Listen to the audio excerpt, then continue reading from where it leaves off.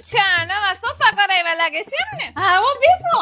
પણ આ શું, આ તો આમ સાવ સાદા સાદા છે. અમે ગયા મહિને કરાવ્યા હતા, પણ આવા નહીં, નવા રિક્લાઇનર હોય. એમાં શું તમારા ભાઈને છે ને એક્ચ્યુઅલી બધું એમ પ્રીમિયમ ફર્સ્ટ ક્લાસ જોઈએ એટલે.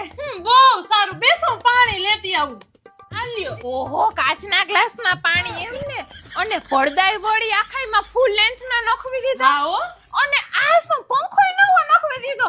પાકું લોટરી લાગી લાગે છે. અરે ના ના, એવું કઈ નથી. આ તો સાફ સફાઈ કરતી હતી ને તો આ મળી ગયો ને. પંખો તો શું ઓલો જૂનો હતો ને તો બહુ જ ખટર પટર અવાજ કરવા માંડ્યો હતો. તો મેં કીધું કઈક નવો સારો એવો પંખો લગાડી દઈ. ક્યાંથી લઈ આવ્યા વળી? તમારી પસંદનો તો નથી લાગતો. અરે બહુ રિસર્ચ કરીને લીધો, ઓનલાઈન જોયું ને તો બહુ જ સરસ લાગતો હતો ને. ઘણા બધા કલરોય હતા. અમાર જીગીન પપ્પાએ તો રિવ્યુ બધાય જોયા ને પછી જ આ પંખો પસંદ કર્યો જ. હા, સારો તો છે, પણ એમાં ફાયદો શું? પંખો તો અમારોય ઠીકઠાક જ હવા આપે છે.